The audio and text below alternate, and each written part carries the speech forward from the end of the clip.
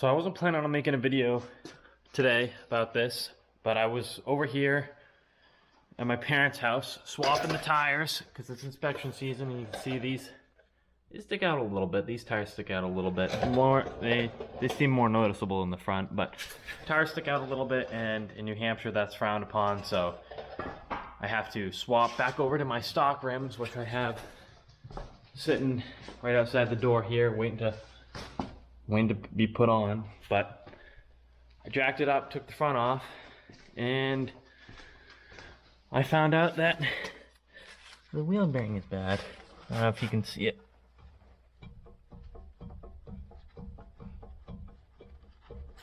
Might be tough to see it moving there.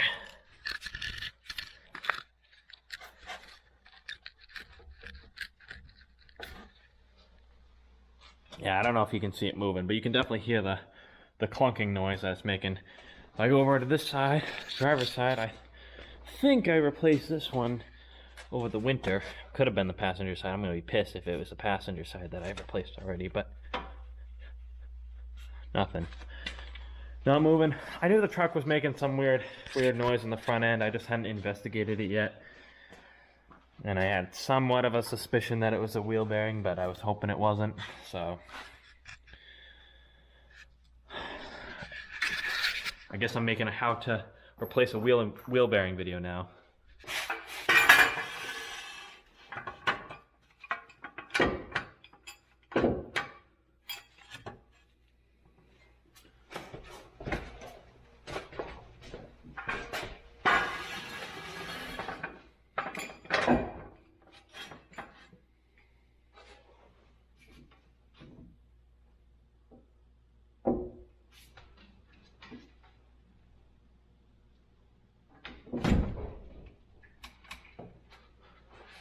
Now you should always use jack stands when you're working on a vehicle so it doesn't fall down. If I was just replacing the tires, personally, I probably would just have jacked it up and swapped the tires real quick, but you should always use a jack stand no matter what. I like to put it on this truck. I like to put it right there where the AR mounts. You jack up, there's a cross member right there that goes from side to side. I jacked the whole truck up right there in the front.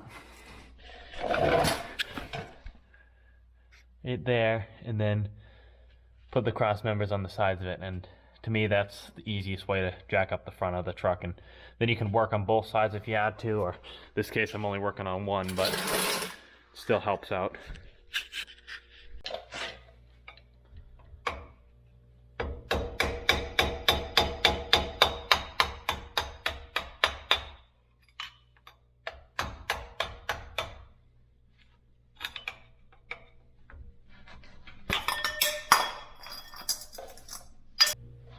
So first step, after jacking it up, you could take this off. You could do that up before it was on the ground. So you just got to take this cover off, which is it just presses in. Just tap a screwdriver right in between the old wheel bearing, or the old wheel bearing and this cover here, and just pops right off. Then the other nice thing about jacking the whole entire truck up is you can spin the tire, because you're going to have to take the caliper off, and it makes it a lot easier to get to the backside here when you can spin the whole thing, turn it to the left, make it a lot easier. So then you gotta take the caliper off, which is, I believe, yeah, just two bolts in the back. There's 2 bolts. One right here, that bolt right there, and then this bolt right down here. Both of those need to come out, and then the caliper should come off. But before you take those bolts out, what I like to do, because it's easier when it's on the vehicle, is depress the pistons on the caliper. If you're gentle, you go nice and easy, you can just wiggle a screwdriver right down between the piston and the pad, because I was touching right down here. You just wiggle it right in,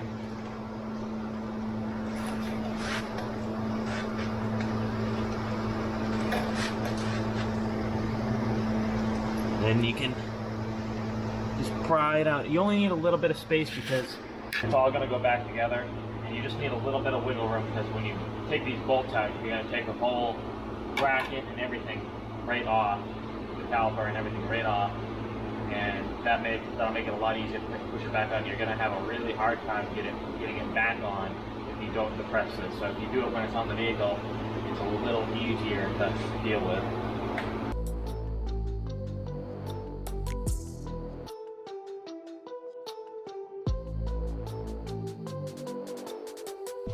Were 13/16. I had to put a breaker bar on my ratchet to loosen them up. If you have a small impact, you might be able to get it back there. But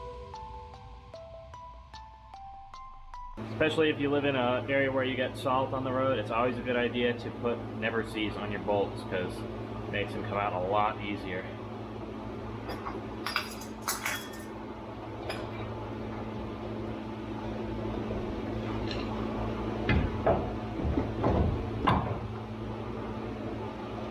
Once your caliper's out, I always like to zip tie it to the A-arm just because there's no reason to take it apart, and I just don't like it. I mean, it's still got a chance of going somewhere, but I don't like letting it hang by the brake line. I think that's a little unnecessary. I just like to pick it up, put it right on top, then I don't have to worry about it. The only thing is I don't like it when it rolls off. Like, still couldn't roll off like that, but it takes a little bit of force just because it's zip tied on there. Now, in theory, if you were living in a place that didn't have rust, the rotor should just slide right off. But because we live in a place where they put salt on the roads and everything gets rusty, it's stuck on there. So I'm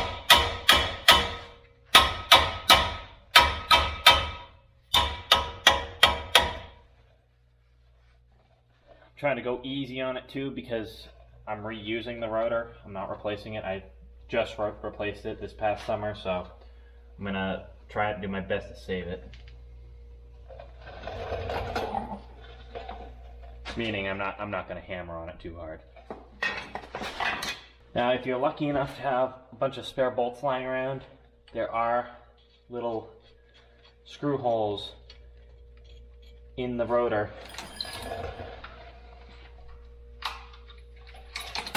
kind of like a puller to help force the rotor off the wheel bearing. You just want to be careful though, because I have split a rotor from tightening it up too much.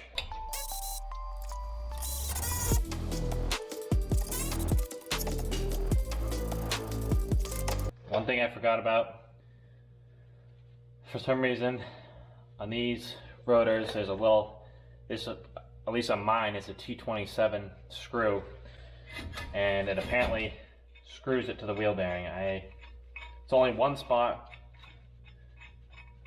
and mine came right out, so.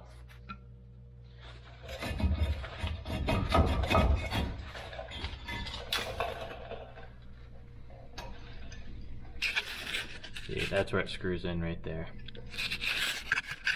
So we'll just have to remember that for when we put it back together.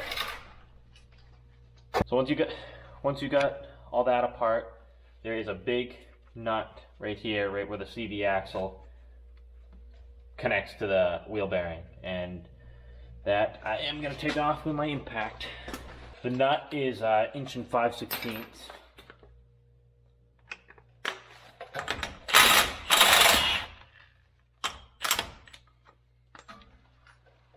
Now it's off of there. I got it broke loose, but the last one I did, the axle was seized inside the wheel bearing, and I fought with it forever, and I don't want to get into it, but I needed to leave that on there because I hammered the end of the axle here, messing up all the threads. So leaving it on there makes it so you can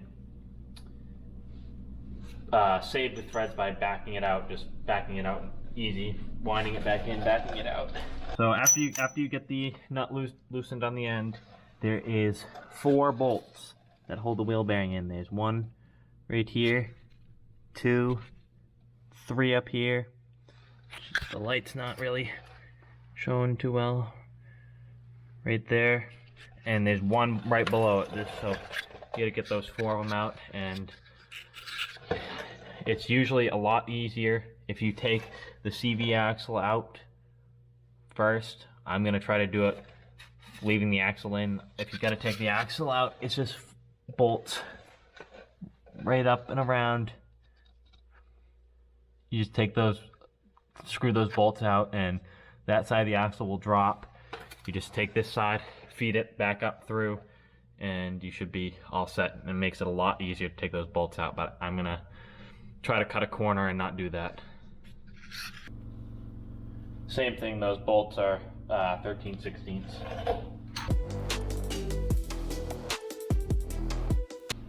Some penetrating oil also helps too.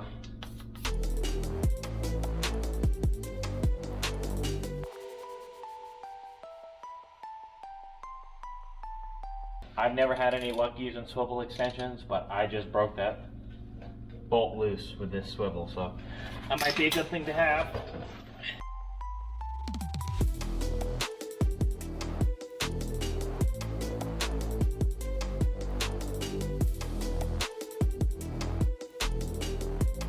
All of them are broke loose. Now I'm going to see if the battery ratchet will take them the rest of the way out.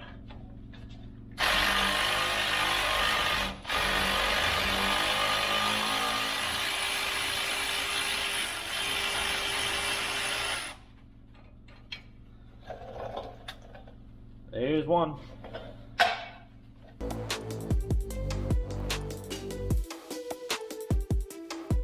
I forgot one thing. Before you put the caliper up here, really the first thing that I should have done was disconnect the speed sensor. So all it is a little clip there. It's got a button on the bottom of it. You just push in on that one and push it in towards the motor. And then this one here, it was clipped on just like that. And I just peeled it off, and now we gotta get these other clips off, but that should be fairly self-explanatory. So I'm gonna get those off, and then hopefully the wheel bearing comes right out.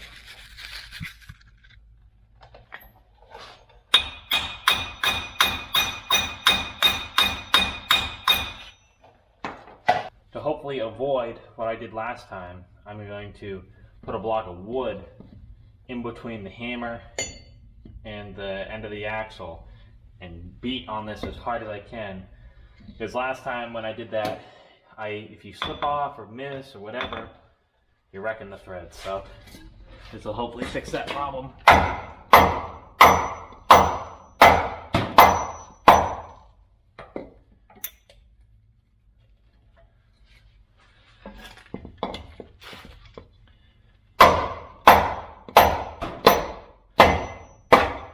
And it looks like it's seized. Now, I'm gonna try some big medicine on it.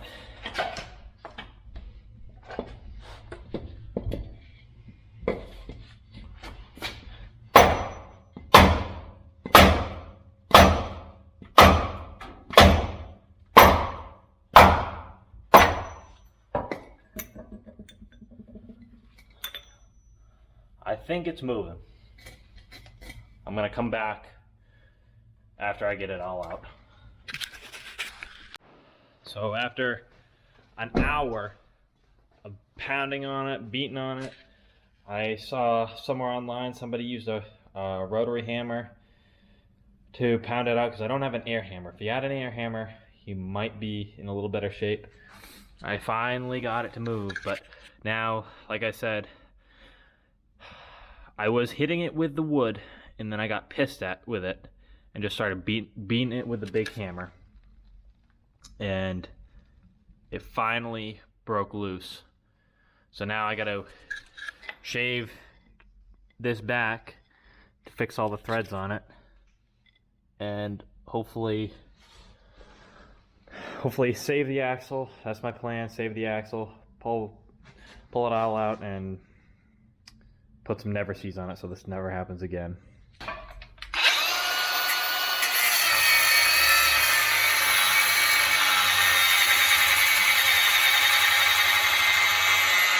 If you keep working the nut in and out just a little bit, you can fix the threads, because like to a certain extent they were just bent.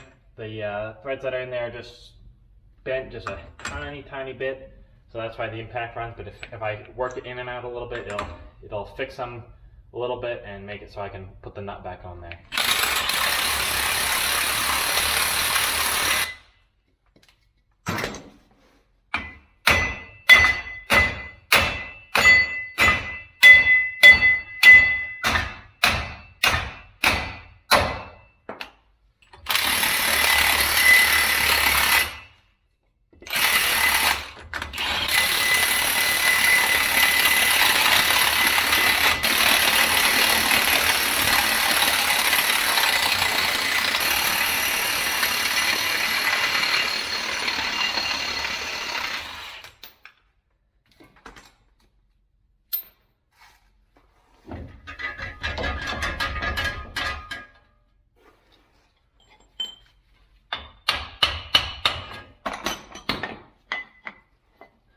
Look at that, we got the wheel bearing off.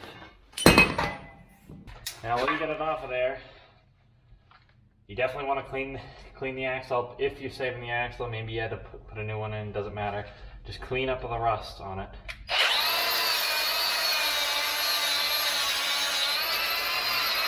All shiny and fresh. Definitely want to get some never sees. This is the best stuff that's ever been created, because normally you get on a brush and you wipe it on, but this comes right out of a spray bottle and just coat the whole thing.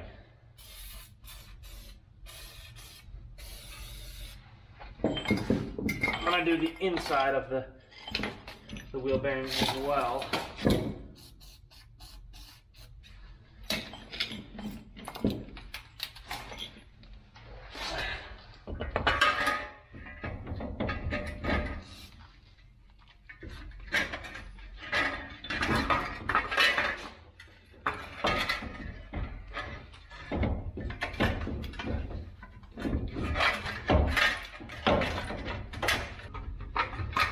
Here so I can let go of it. Now same thing, any bolt you put back in, put never sees on it. You'll thank yourself next time, or the person after you will thank you. Make sure you put your washer on, like so.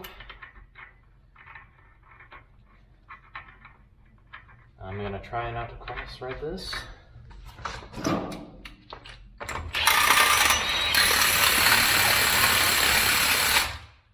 I basically go as tight as the impact will go, and we get the wheel bearing on there. Just gotta put the 4 bolts in the back, put the brake back on there, put the rotor back on there, put the brakes back on there, then put the tire back on. Should really only be less than an hour if everything comes apart easy, but it never does. I don't know what I was expecting. Like I said at the beginning, this is where that first step of compressing the brake pads is gonna